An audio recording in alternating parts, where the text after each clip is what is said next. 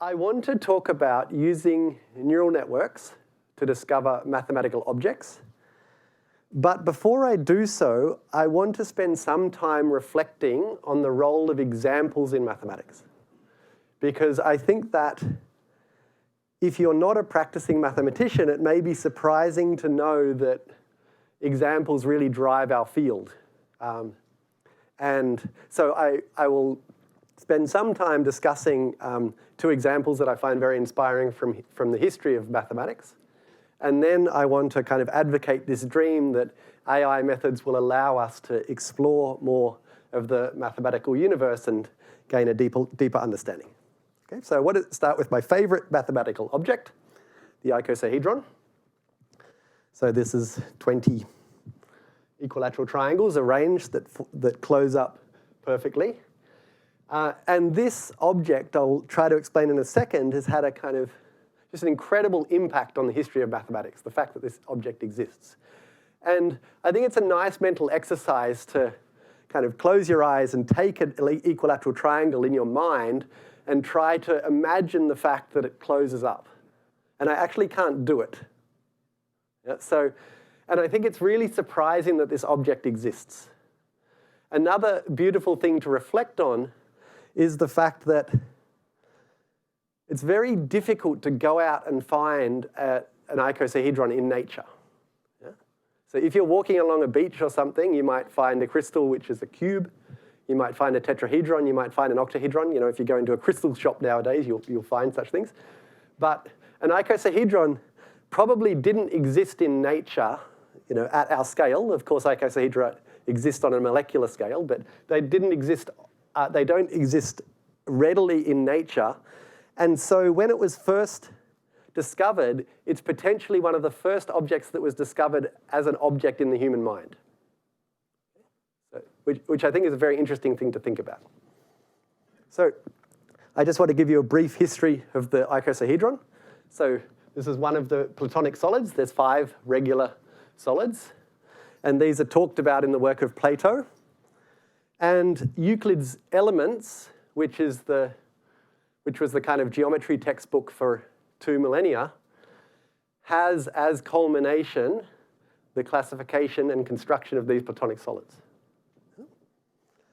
And I'm not sure if you're familiar with this beautiful story of Kepler's discovery of his laws of motion, but Kepler became obsessed with the idea that the ratios between the planets, the distances of the planets from the sun, were governed by the Platonic solids.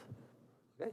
And it's a really interesting story. So he published a work on this, and then somehow his own intellectual honesty, together with some observations of Tycho Brahe, forced him to essentially abandon this idea and then take up the idea that became Kepler's laws that then led to Newton's laws of motion. Okay? So in some sense, the icosahedron is behind the discovery of the laws of motion. And for a more recent example, Poincaré came up with a famous conjecture in 1904 called the Poincaré conjecture, which drove like literally a century of work in topology. And his initial formulation of the Poincaré conjecture was wrong. And he realized that you can use an icosahedron to produce a counterexample. And this led him to revise the conjecture, which led to the correct form of the Poincaré conjecture, which was then proved at the very beginning of the 21st century by Perelman. Okay? So that's 2,000 years of history of the icosahedron. So now I want to discuss what I think is a very beautiful story around finite simple groups as an example of this interaction between mathematical theory and computation. So this is a story about finite simple groups. So if I have an object like a Rubik's Cube, the symmetries of that object form a group. And the building blocks of finite symmetry are finite simple groups. So, you know, you're probably familiar with the fact that prime numbers are the building blocks of the whole numbers. So simple groups are the building blocks of finite symmetry. So as an example, if I take my friend the icosahedron and look at all of its rotational symmetries, there's 60 rotational symmetries, and this gives me a very interesting finite simple group. the set of all these symmetries of the icosahedron. So this example was critical for Galois in the beginning of Galois theory. So there was all this work in group theory in the mid-19th, from the mid-19th century to the mid-20th century. And the upshot of this was essentially that finite simple groups are explainable by, so I'm not going to explain what this is, but basically most finite simple groups are close relatives of continuous symmetry. Okay? So you can think about all the rotations of the sphere, so that's a continuous symmetry, and then related to that is something like the symmetries of the icosahedron. Okay? And if you're a mathematician, we have names for these things. There's many, many, many of these beautiful finite simple groups, and we have names for them all, and there was this kind of century of work identifying them. But something kind of funny happened, which is that, so towards the end of the 19th century, Mathieu discovered 5 unusual simple groups. So I should say these should be simple groups here of these sizes. Okay, so they're pretty big things. And no one could really fit these 5 groups into this story that was being developed otherwise. So you have this big range of groups, and then you have these 5 outliers. Okay, so this is happening around 1860. So now, and for basically a century, we didn't know if there's any others. And I think that the first half of the 20th century led people to believe that there weren't any others, that this was the full list.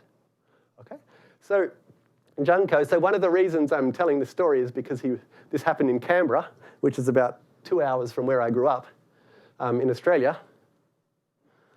So Thomson was the best group theorist of the day. And Thomson explained to Janko, Janko was a young mathematician, and Janko was visiting Chicago, and Thomson explained to Janko that a certain configuration could not exist in a finite simple group. And then Janko took notes and went to Canberra, and then was trying to check this argument that Thomson had explained to him, and he couldn't follow the first case.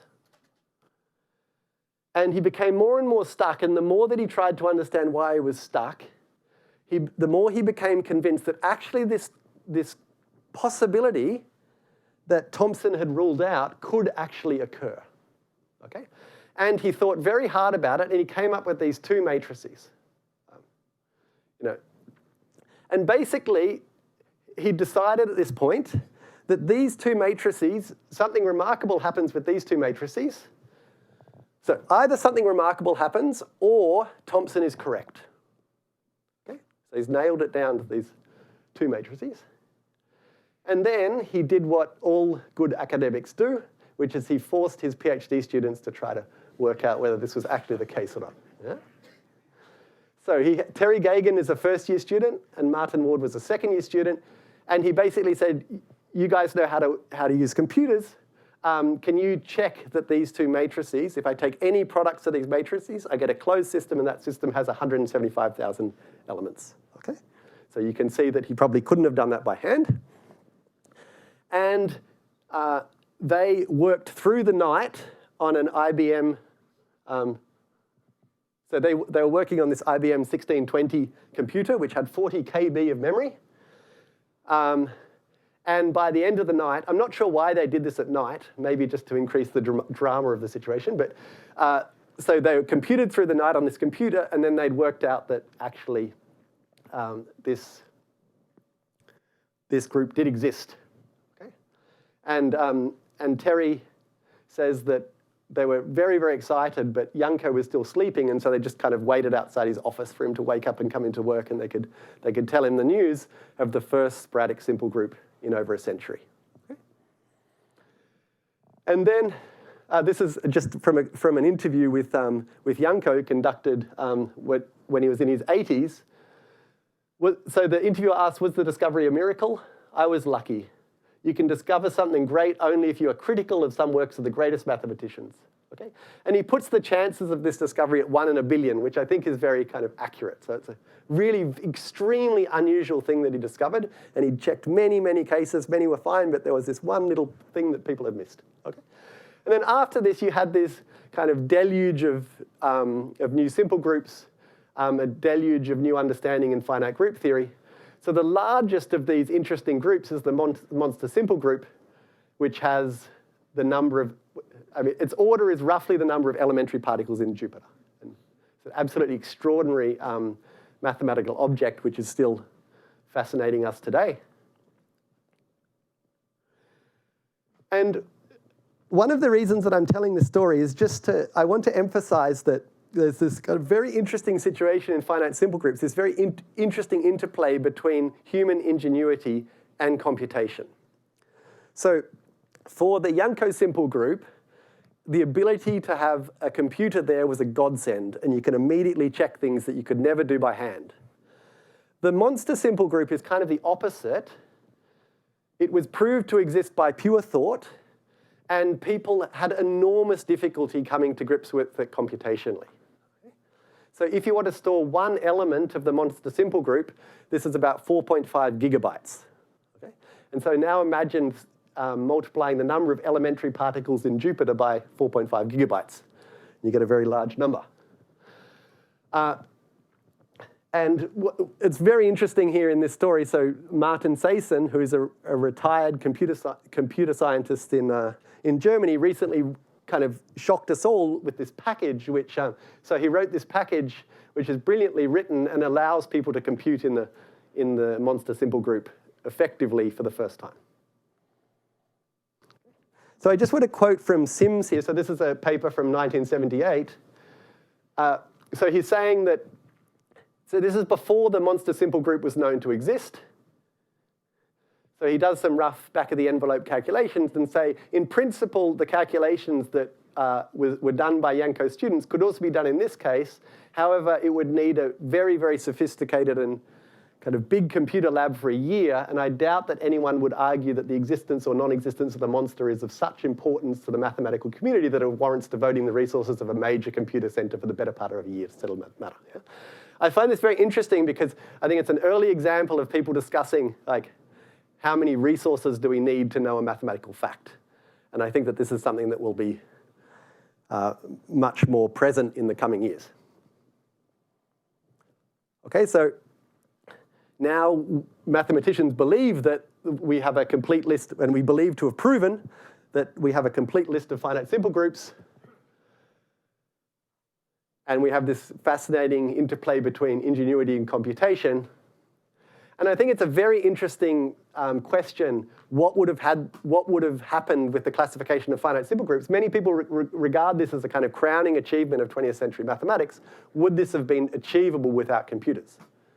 I don't have a position on this question, but I think it's a very interesting question. And the resistance of the monster to computation, I think, is very interesting. And also, one of these simple groups, the Onan simple group, there's no pure human argument that it exists. So for the monster, we struggle to compute, and for the Onan, we don't know it exists without a computer. Okay? So this discussion is meant to kind of bring home this point that there's this quote of Gil Khalai, a very famous combinatorialist: the methods for coming up for useful examples in mathematics are even less clear than the methods for proving mathematical statements. Okay?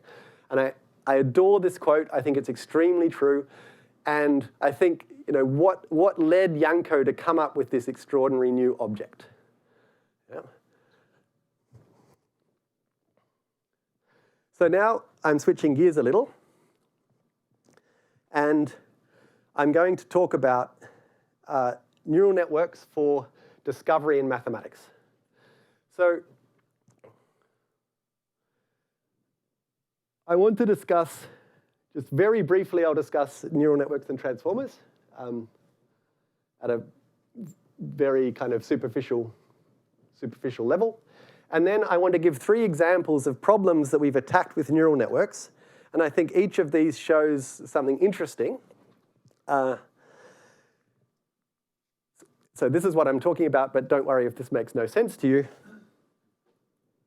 But the basic premise is that neural networks and AI will allow us to discover interesting new mathematical objects. And maybe a basic point here is just the fact that if you think about, if I ask somebody on the street, what does a mathematician do? Like, probably they have no idea. But if they do have some idea, they might say to me, well, you sit down and you prove theorems. You start from the axioms and you do formal deductions to prove theorems. Okay? And I feel that this is, to some extent, what we do. This is what we teach people to do in second and third year, undergraduate.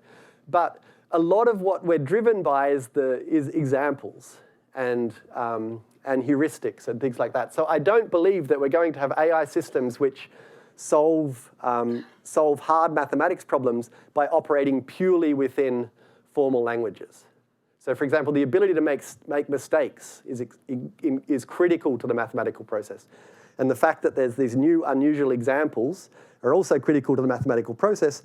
And so if we want real help from computers, we also need to be able to handle this aspect of the mathematical process. Okay? So that's where I'm coming from.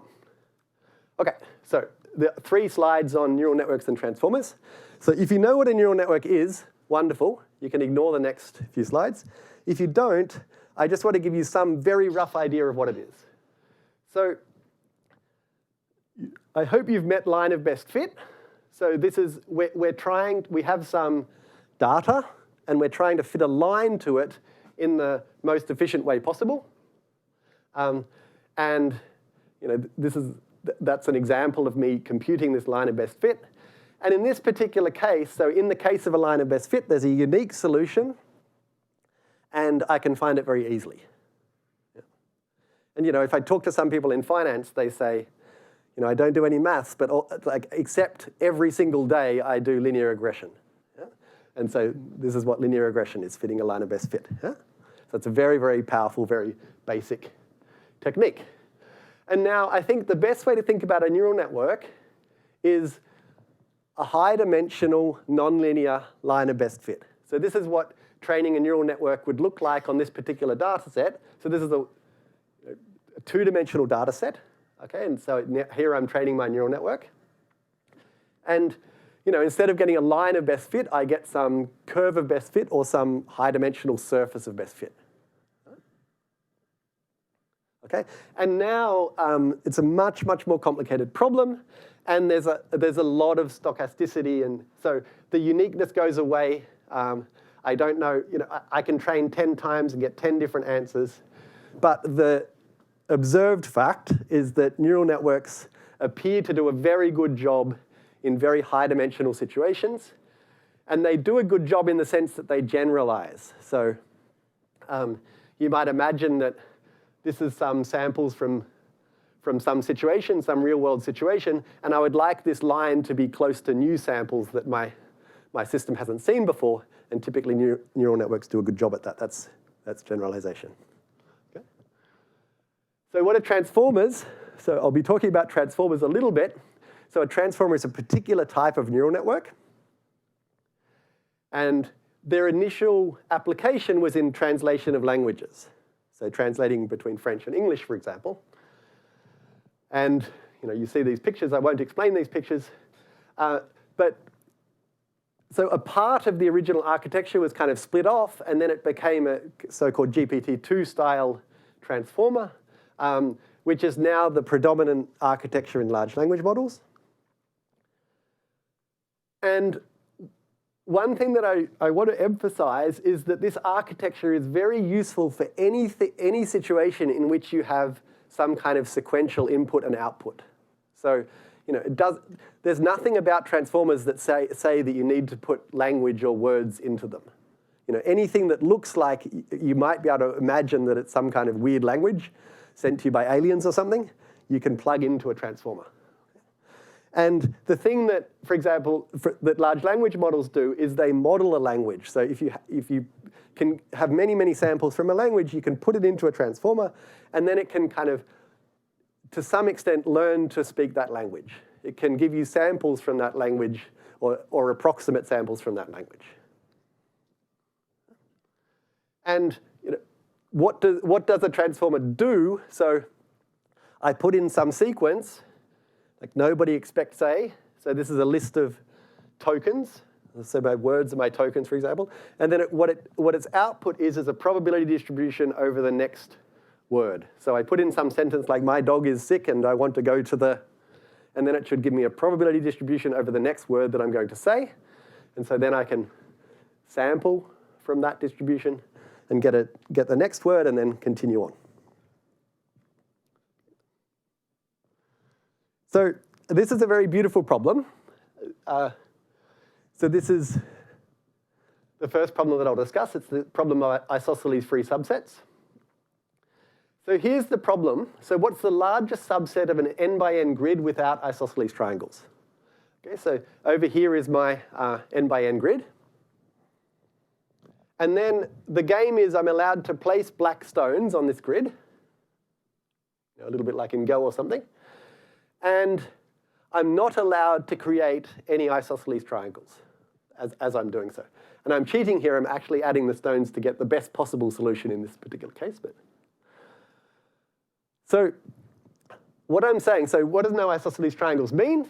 It means like whenever I choose 3 points and I draw a triangle, this is not isosceles. And also I should mention that I allow degenerate isosceles triangles. So 3 points in a line would be a degenerate isosceles triangle because 2 lengths of this triangle are the same. Okay? So whenever I choose 3 points, I don't get a isosceles triangle. And also this particular solution that I've written down here is maximal in the sense that when I add any point, I create an isosceles triangle. Okay? So you might not believe me here. It looks like, surely I can put some point somewhere and not violate this condition, but actually we cannot. Okay? So, and the kind of interesting thing about this problem is it's very non-local. So I might add something here, and then I might create an isosceles triangle like really, really far away. Yeah? So, you have to take my word for it that I'm just not making up a random problem for the sake of it. Yeah? That this is a very interesting problem for several different reasons. One just initially beautiful thing that you can see is that often the solutions have some kind of near symmetry. So this solution has an exact symmetry and a near symmetry in this direction, and this is typical of the optimal solution. So you see some kind of interesting emergence in this problem. So this is related to very interesting questions in additive and extremal combinatorics. We believe that this problem was posed by Hirsch. And one can, so there's a technique called SAT solvers, which allows one to have a definite answer for our grid up to about size 35 by 35. Okay? So I think this is a 16 by 16 grid. Okay, so we can roughly double this grid and still get a solution. But for very large grids, we have absolutely no idea what the optimal solutions look like. And it's also just very addictive, this problem. If you start thinking about it, it's very fun to think about. So now I want to describe a technique which uses AI to try to produce interesting solutions to this problem. And this technique is very simple and it's very broadly applicable. And I think it's a very, very interesting idea. So the idea is that firstly, we generate many, many solutions which are just, so we randomly generate solutions which don't contain isosceles triangles. So you add a point, add a point, add a point, and whenever you're adding a point, you check that you haven't violated this isosceles triangle condition. And you keep doing so until you can't add any more points. Okay? So, in a computer science language, we're doing a local search, and then when we can't add any more points, we're at a local minimum or a local maximum. Okay? And now we take the top 10%, or the top X%, and we regard these as words in a language. So this is the language of like reasonably good solutions of this problem. And then we ask the transformer to learn this language. So each of these, we get some sequence of tokens. So, here, the way that I regard this as a word in a language is a very stupid way. Like I go to 0, 0, 0, 0, 0, 0, 0, 1, 0, 0, 0, 0, 0, 0, 0, 1, 0, 0. Yeah. So this is it's a very alien-looking language. And then I can say to the transformer, can you please try to learn this language and then give me new sentences in this language? And transformers make mistakes. We all know this from experiences with large language models. And so the remarkable thing that happens when we do this is that so we ask for new words in this, so new sentences in this language, and then we work them out, and typically they'll have a few mistakes, which we can then fix, but then sometimes something miraculous happens and we can suddenly add more points. And we can do a lot better than we initially did just by random generation. And so if you think about, like this might be a histogram of scores that I get from this random searching, and then I do this once, and then my distribution of scores has moved to the right a little bit. Yeah? And a really powerful thing is that you can iterate this.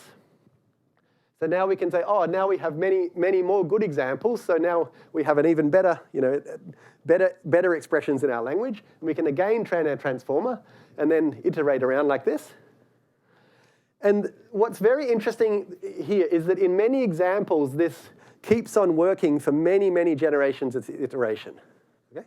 So why is this interesting? Because typically, when you feed transformers their own output, things degenerate very quickly. So this is called model collapse. So this is the danger of, for example, training transformers on the internet produced by transformers, which is, I think, currently what we're doing. But anyway, you get model collapse. But there's something like very interesting that happens in this small fixing, which seems to prevent this model collapse, and you can keep iterating around. Okay. So. So I just want to emphasize this plot. So this is so I called this searching for four-leaf clover because, so when I was a boy, I grew up on a farm in the middle of nowhere in Australia. And my brother and I think, were quite annoying for my mother. And she had this great strategy of diverting us. She would say, can you go and find me a four-leaf clover? Okay. And then we'd wander off, and we'd spend about 3 hours. I mean, we'd love looking for four-leaf clover. And so we'd go and we'd look for four-leaf clover for hours, and then we'd finally find one, and we'd run back, and we'd say, Mum, we found one. But then, so this happened many times, but then at some point, we found this particular particular part of grass where there was just a very large number of four-leaf clover. So you'd still have to search, but you'd find a four-leaf clover in about 10 minutes or something. And so then her method stopped working, and she had to find a new one. Yeah? And this is what this looks like. So here I have my kind of training time in hours across here. And then you can see that here's so this is it in another program where we're looking for some specific, very interesting objects. And then you see for about 4 hours or something, nothing happens. And then we find maybe one. And then these are tiny percentages of success. So that's the tiny fraction over there of successful samples. But still, if you can produce 10, that's really interesting. It doesn't matter if you have to sample from this transformer like 1 million times or something. That's fine. The difficult thing is to find 1 or 2. Okay. So this is a very general. So I'm explaining this on this isosceles free problem, but we've tried it on several different problems. It's very varied in its performance on maths problems, but on some problems it really does very well. So this is an example, I think, of a. This is a very, very nice example that we found. I think this is a 100 by 100 grid or something.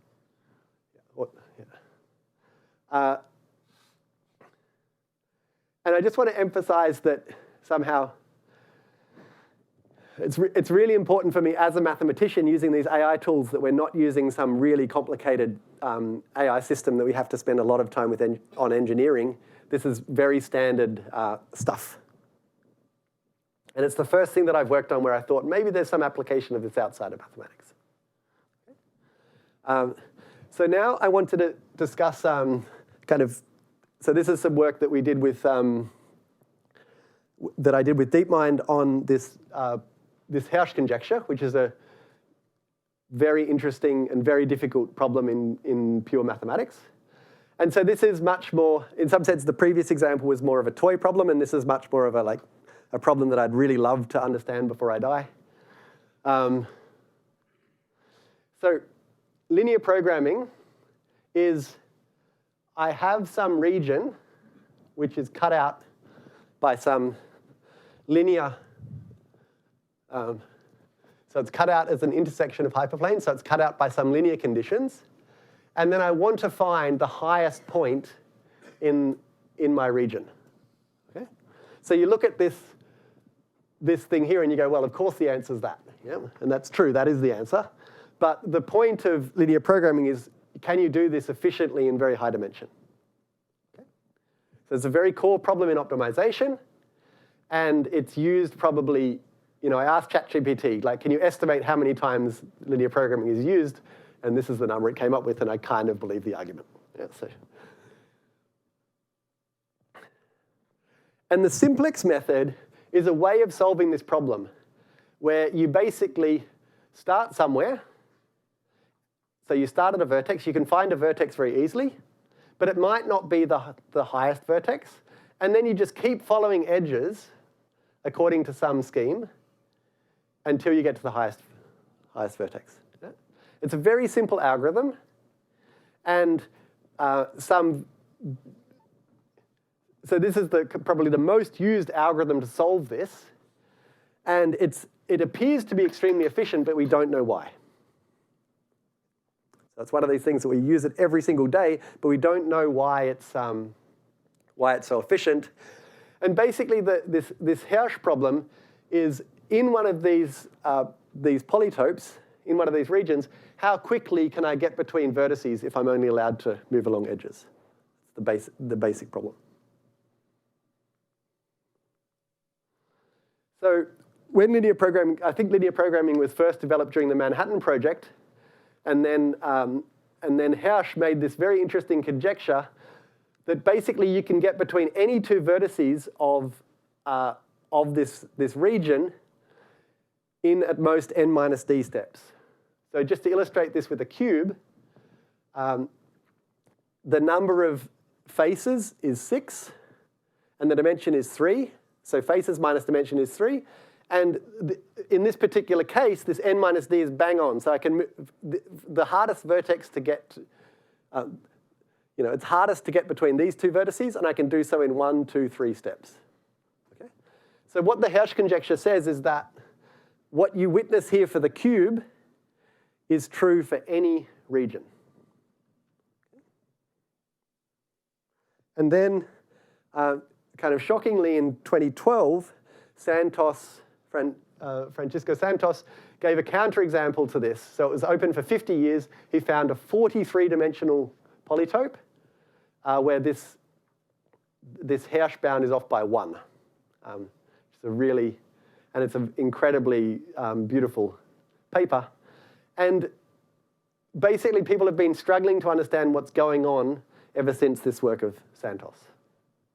Okay? So the Hirsch conjecture is false, and we have no idea what a general statement might be, what the distance between two vertices in a polytope is. And in this work of DeepMind, we used a transformer neural network to produce millions of new counterexamples plus. So Santos has a 43-dimensional example, and then some work of some other people got it down to 20, and then we're able to use this to get it down to 19. So, but I think the more interesting part of this work is that there's some machine out there that can produce many, many, many counterexamples of this statement, and so then you can try to understand what's actually going on.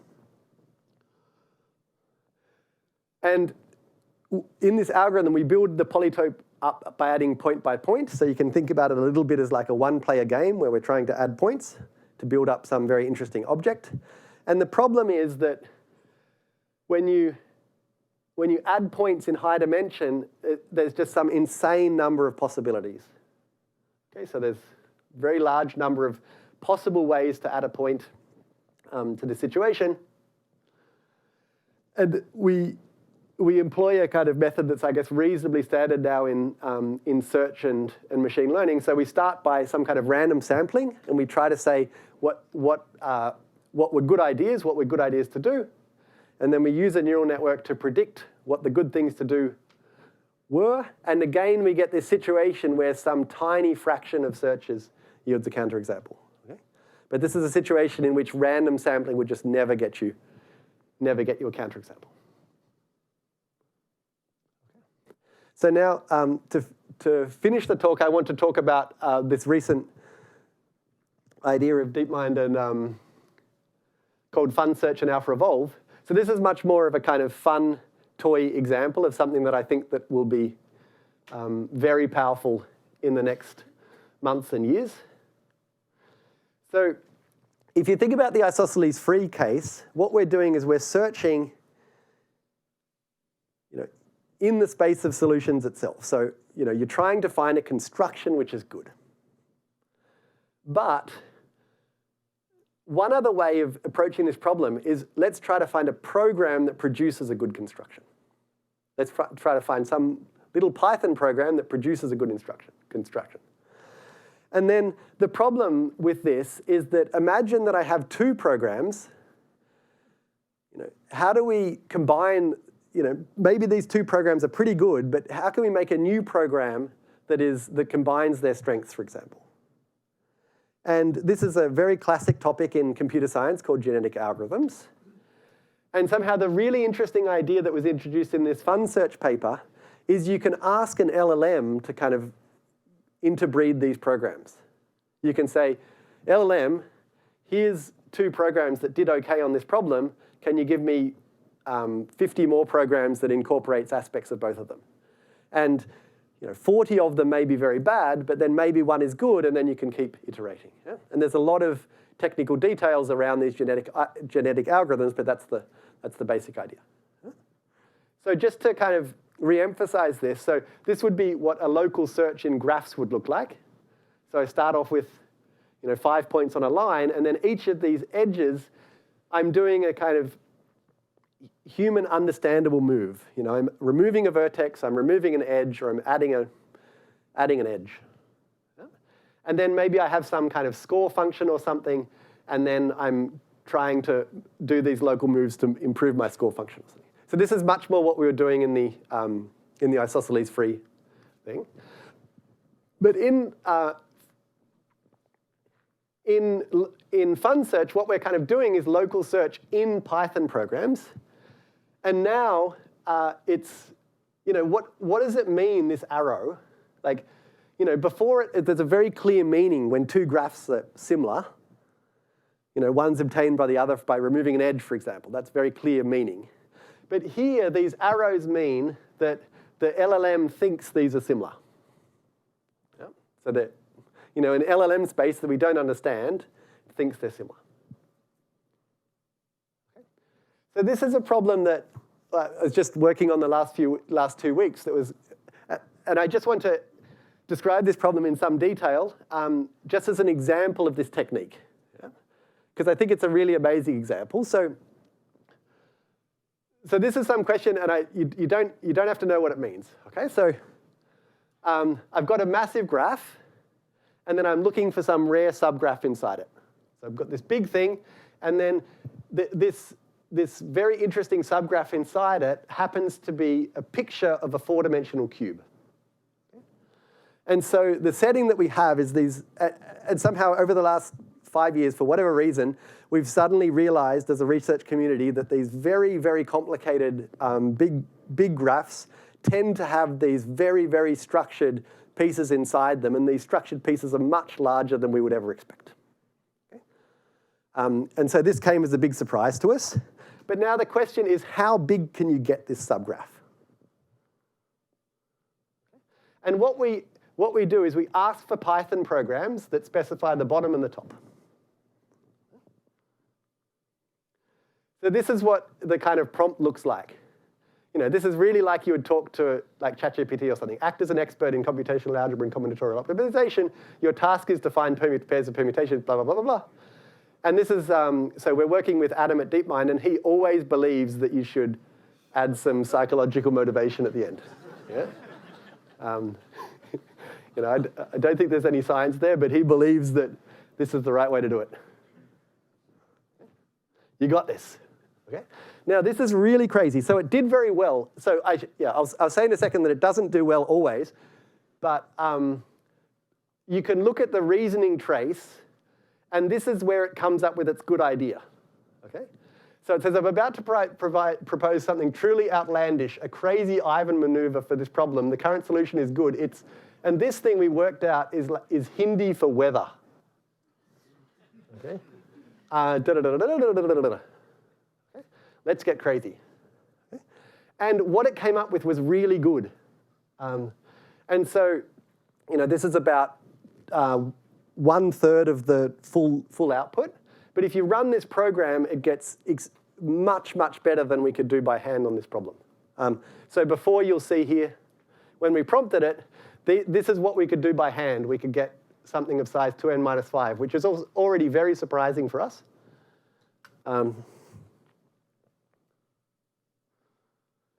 Okay. And then it's kind of interesting situation because you have the experimental fact that this program does well, and then you kind of need to decompile it into maths, which is an interesting thing. You need to look at the program and say, like, what are you actually trying to do? But that's a hell of a lot easier than looking at a neural network and say, what is the neural network trying to do? And so we got this wonderful email from Jordan, who finally worked out what was going on. And you know, if you look, it's really very, very simple and nice what it's doing. And we just never, like, I never would have thought of it this way. So there's something called dyadically well-distributed permutations, which, you know, I didn't know about, but we discovered through trying to decompile this program. Okay, and we do much better than we could have done before. Yeah, and so, you know, I think this is a really interesting example. I should just clarify, I'm not saying this is like an important result in any sense, but it's just a very interesting example where sometimes these techniques can work. And you know, this is something that we really care about. Like, you know, I'm very, very happy to know about this large hypercube. So one thing that's remarkable in this example, which is why I'm talking about it, is that AlphaEvolve, it's very unusual to get a program that works for many n at once. And so this is the only example that I've seen it give a general n solution. And one other kind of interesting aspect of this is that it typically sticks to the directions that you suggest. So this is an experiment that Adam did. So it's really important kind of how you prompt. And you can suggest in your prompt lines of attack. Like, you know, I think you should focus on, I don't know, like an annealing method or something like that.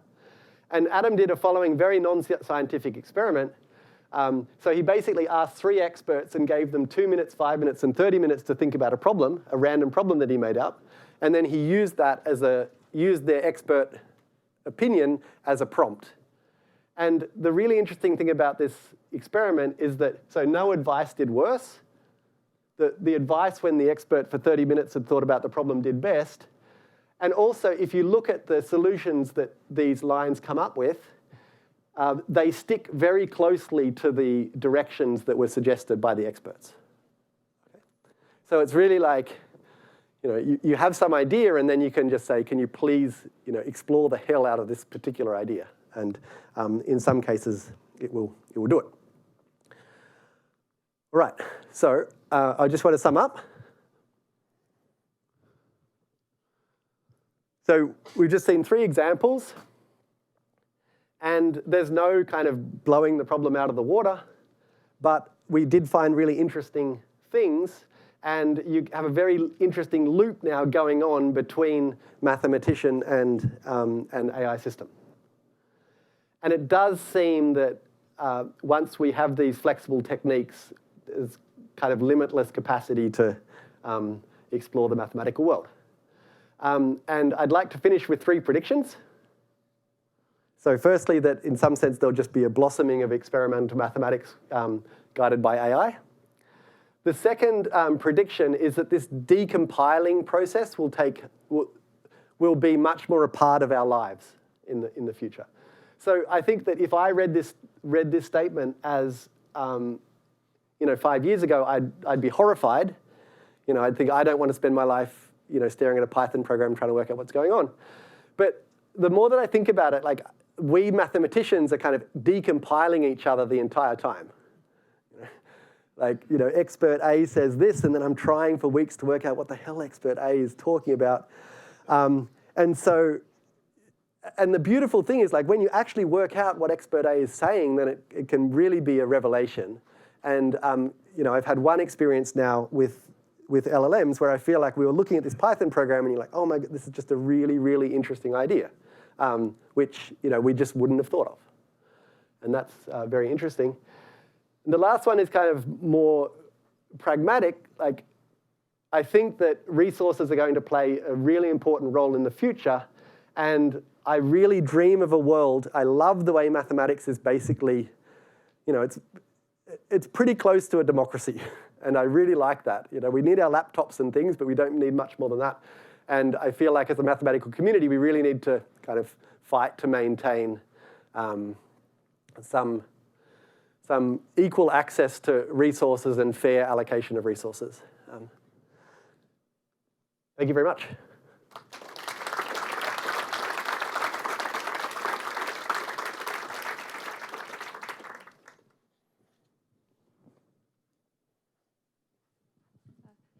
Thank you for that wonderful lecture. Are there questions? Yeah. Thank you. Is this on now? Yes. Okay. It sounds like a lot of your examples were counterexamples and so on. It made me think of Ramsey theory. Are you going to solve 5,5 with a neural net, or at least found counterexamples to dimensions 43, 44, 45, and so on? Yeah, so that's a really good question. I am often asked this question. But the issue is, so it's kind of a technical issue, but we really need fast evaluation. So, with the isosceles free subsets or something, one can very, very quickly see if it's actually an example. And the problem with Ramsey theory is that evaluation is very slow. And so these techniques do not directly apply. But certainly people have really tried hard on this with AI methods, and my understanding is not gotten very far.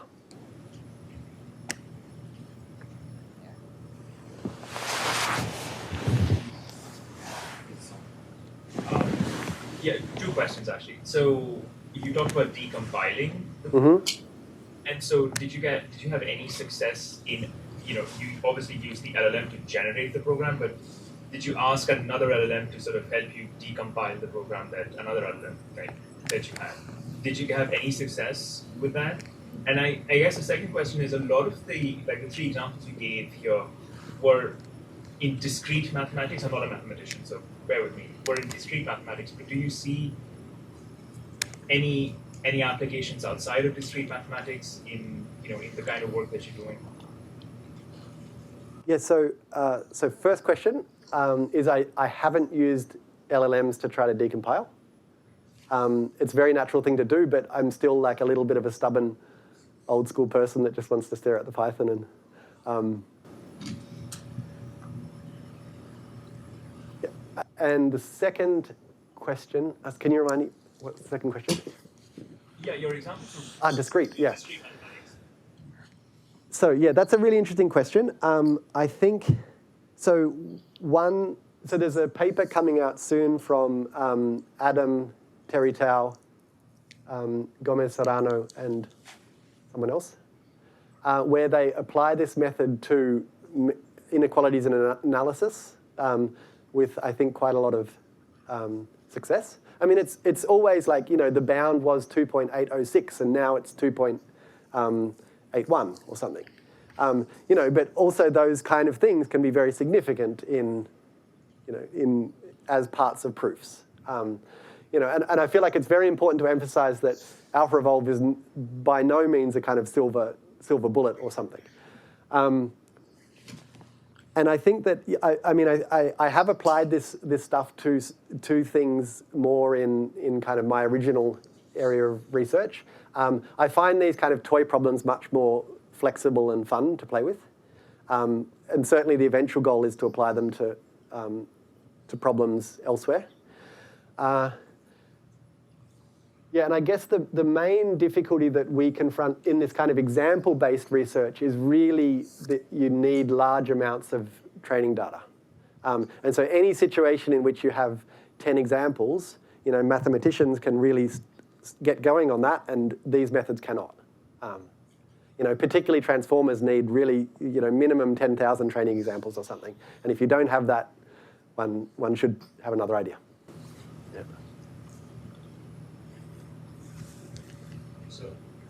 So in the triangle problem, do you have a guess for asymptotic large band based on your data? Yeah. It's linear, 16 over 4 times n, I think, roughly. Linear. So then it's not too much different from, because if you consider degenerate case, that's already close to. Yes. And the reason we like this problem is there was, I think it was clear that it was bigger than root n and less than n squared, but there was this massive gap. And so it was kind of different to other problems where one has much more precise. Yeah.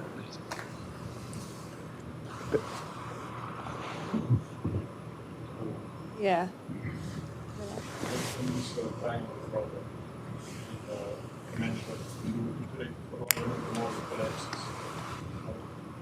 Like some reasonable size of the cube, you find the optimal solution for collapses or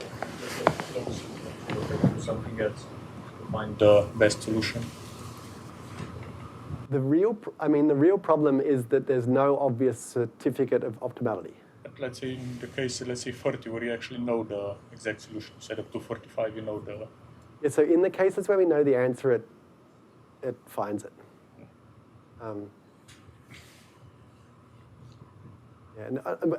We've worked on other problems where it gets nowhere near the optimum solution. Like there's a very interesting comparison between alpha evolve and this method is there's this very famous graph on 50 vertices called the Huntington graph that has no 3 cycles or 4 cycles. And the question is, can you find that with the pattern boost method? And it always gets stuck, never gets there. And then if you try alpha evolve on this, then it seems to get there quite regularly.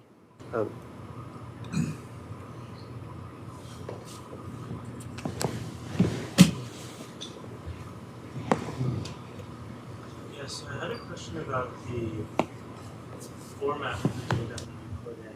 Mm-hmm. So here, for the isosceles free grid, you described putting it in as a sort of binary. Yeah, so I lied a little bit, yeah?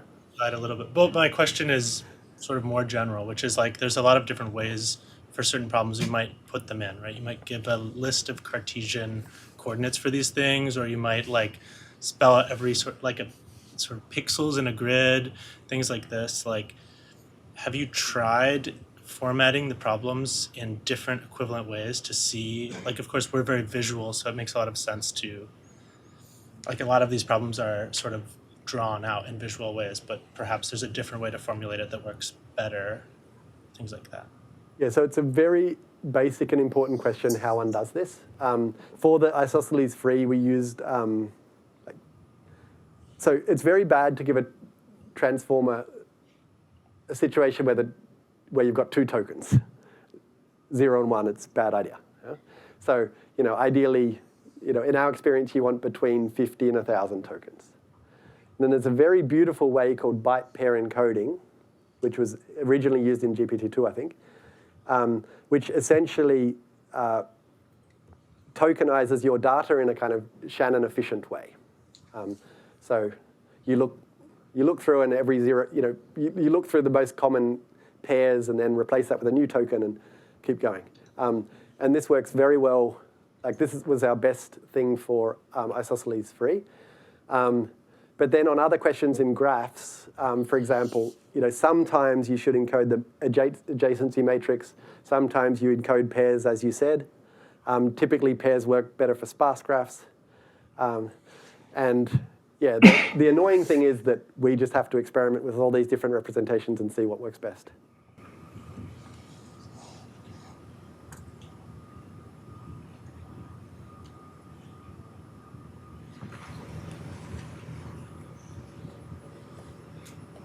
Do you think neural networks are able to come up with new conjectures, or have you seen some things like that?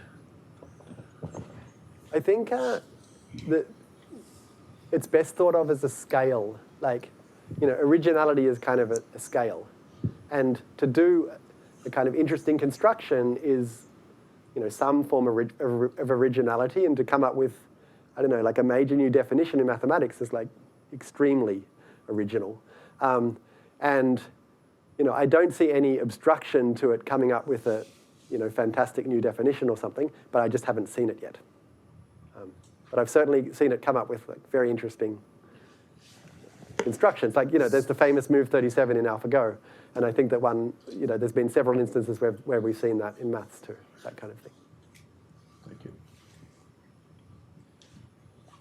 Okay. Any other questions? Well, maybe I'll ask a question in the final minutes. Do you have any advice for mathematicians who maybe haven't used AI of applying AI to their work or ways to get into it? So I guess we've put a lot of effort into making seminars and tutorials available online, and I think we'll continue to do that. I really think that this fun search is a really great way to start playing. I mean, so there's this guy, Kip Fraser-Taliente, who was a PhD student at Oxford.